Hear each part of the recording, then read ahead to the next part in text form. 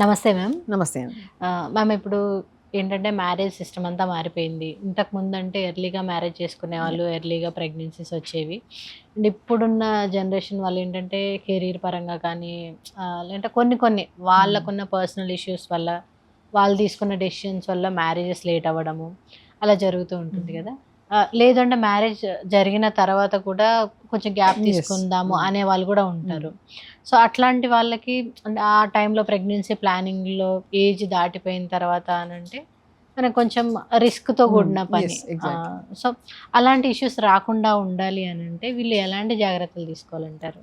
So, మంచి question అడిగారు. చాలా రిలవెంట్ యాక్చువల్లీ ఈ కాలంలో. అది మీరన్నట్టు యెస్, ఈ మధ్య కాలంలో లేట్ మ్యారేజెస్ అనేవి చాలా ఎక్కువవుతున్నాయి. అండ్ లేట్‌గా ప్రెగ్నెన్సీ ప్లాన్ చేయడం. ఎర్లీగా అవును. మ్యారేజ్ చేసుకున్న వెంటనే ప్రెగ్నెన్సీ కాకుండా వాళ్ళు ప్లాన్డ్‌గా మాకు ఓకే. మేము ఈ పర్టిక్యులర్ టైం మాకు కావాలి. మా సెల్ఫ్ ట్రావెలింగ్ గానియండి, లేదంటే వాళ్ళు జాబ్ రిలేటెడ్ వాళ్ళ కెరియర్ గోల్స్ ఏదైనా గానియండి. సో, వెంటనే ప్రెగ్నెన్సీ అని కూడా అనుకోవట్లేదు. సో, ఒక పర్టిక్యులర్ మేబీ 35 తర్వాత ప్లాన్ చేస్తాం. మేబీ 40 తర్వాత ప్లాన్ చేస్తాం అనే వాళ్ళు కూడా చాలా ఎక్కువ అయిపోయారు. That's actually a good thing also. Because ఈ మధ్యకాలంలో ఫీమేల్స్ కూడా మంచిగా ఫినాన్షియల్ ఇండిపెండెంట్ అవుతున్నారు. That's very good. బట్ ఒకటే ఇష్యూ ఏంటంటే ఇక్కడ basically as age increases biological clock అనేది టిక్ టాక్ అది నడుస్తూ ఉంటుంది. అది ఎవరి కోసం ఆగదు. సో, దాన్ని టెంపరీగా పాజ్ చేసే ఒక సొల్యూషనే ఎగ్ ఫ్రీజింగ్, ఎస్పెషలీ ఆడవాళ్ళలో. అదే మగవాళ్ళలో అయితే స్పర్మ్ ఫ్రీజింగ్ అనేది చేసుకోవచ్చు. బట్ ఫీమేల్స్లో ఇది చాలా ఇంపార్టెంట్. ఎందుకంటే ఫీమేల్స్లో ఏజ్ పెరుగుతున్న కొద్దీ చిన్నప్పుడు అంటే పుట్టినప్పుడు కొన్ని మిలియన్స్ ఉండే ఎగ్స్ ఆల్రెడీ పెద్ద మనిషి అయ్యే టైంకి లక్షల్లోకి పడిపోతాయి. అండ్ అలా తగ్గుతూ every month by the time she reaches menopause already 100స్కి వచ్చి 0 వచ్చి పీరియడ్స్ అయిపోతాయి. సో ఏజ్ పెరుగుతున్న కొద్దీ ఈ ఎగ్ రిజర్వ్ అనేది తగ్గుతూ ఉంటుంది. అండ్ ప్రెగ్నెన్సీ పీక్ అనేది 20స్లో ఉంటుంది. 25, 30 ఆ టైంలో ఉంటుంది, లోపల ఉంటుంది.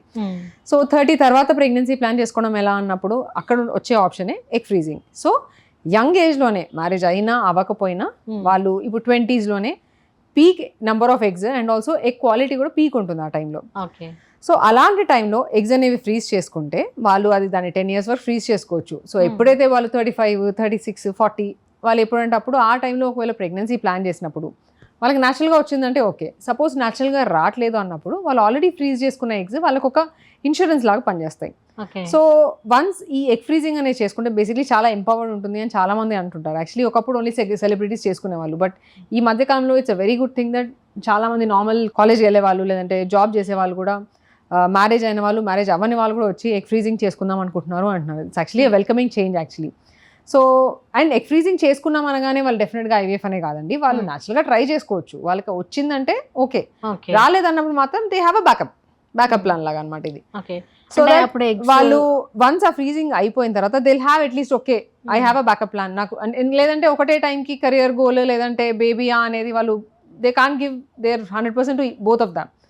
So they can't stop either of it. So దానికి వాళ్ళకి ఒక ఆప్షన్ ఉందనుకోండి, ఒక బ్యాకప్ ప్లాన్ లా ఉంది అంటే they will be like at least free. వాళ్ళకి ఫ్రీ అయిపోయాము మేము, okay we can now concentrate on our lives, on our personal professional goals or personal goals, whatever it is reason. So దాని తర్వాత ఎప్పుడన్నా వాళ్ళు రెడీ ఉన్నప్పుడు whenever they are ready they can actually plan the pregnancy.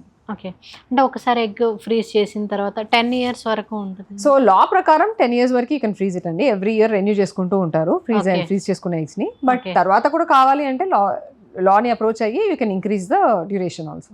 Okay, as per law అయితే మనకి 10 years వరకు time ఉంటుంది. And ఇంకొకటి ఏంటంటే ఇప్పుడు మనం ఏదైతే ఫ్రీజ్ చేసిన ఎగ్స్ ఉంటాయో న్యాచురల్గా వచ్చిన ప్రెగ్నెన్సీకి ఇలా ఫ్రీజ్ చేసిన ప్రెగ్నెన్సీకి డిఫరెన్స్ ఏమైనా? So only thing is freezing అనేది చాలా సేఫ్ అండి. ఓకే, చాలా స్టడీస్ లో ప్రూవ్ అయింది ఏంటంటే మనము దాన్ని వెరీ -196 degrees centigrade లో ఫ్రీజ్ చేస్తాం. అండ్ బయటికి తీసినప్పుడు దానికి ఆ ఫ్రీజింగ్ వల్ల అయ్యే డ్యామేజ్ అట్లాంటిది జనరల్ గా అవ్వదని చాలా స్టడీస్ లో ప్రూవ్ అయింది. Only thing is if pregnancy న్యాచురల్గా రావట్లేదు అన్నప్పుడు మనం ఈ ఫ్రీజింగ్ అనేది తర్వాత వాళ్ళు ప్లాన్ చేసి అది బయటికి తీసినప్పుడు మాత్రం వాళ్ళకి ఐవీఎఫ్ ద్వారానే ప్రెగ్నెన్సీ అనేది పాసిబుల్ అవుతుంది. సో ఆ ఫ్రీజ్ చేసిన ఎగ్స్ని బయటికి తీసి అప్పుడు వాళ్ళ పార్ట్నర్ స్పర్మ్ని ఇంజెక్ట్ చేసి 5 days ల్యాబ్లో పెట్టిన తర్వాత ఎంబ్రియో అనేది ఫామ్ అవుతుంది. ఈ ఫామ్ అయిన ఎంబ్రియోని మళ్ళీ యూట్రస్లోకి ట్రాన్స్ఫర్ చేయడం, which is basically IVF procedure on frozen eggs అంతే. Okay okay.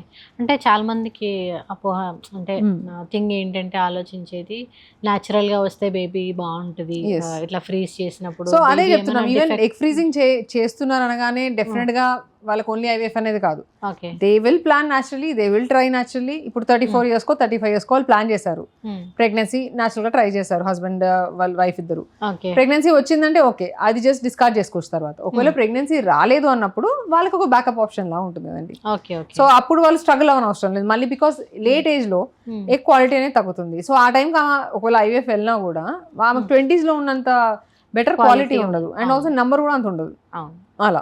సో అంటే ఫ్రీజ్ చేసుకోవడం వల్ల మనకి ఒక బ్యాకప్ లాగా ఉండిపోతుంది. ఎగ్జాక్ట్లీ. సో అది వాడాలని డెఫినెట్ గా వాడాలని రీజన్ లేదు, బట్ వాళ్ళకి ఒక బ్యాకప్ ఉంటుంది అలా.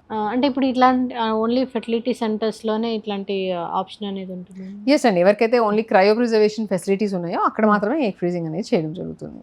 Okay okay okay ma'am, thank you so much. Thank you.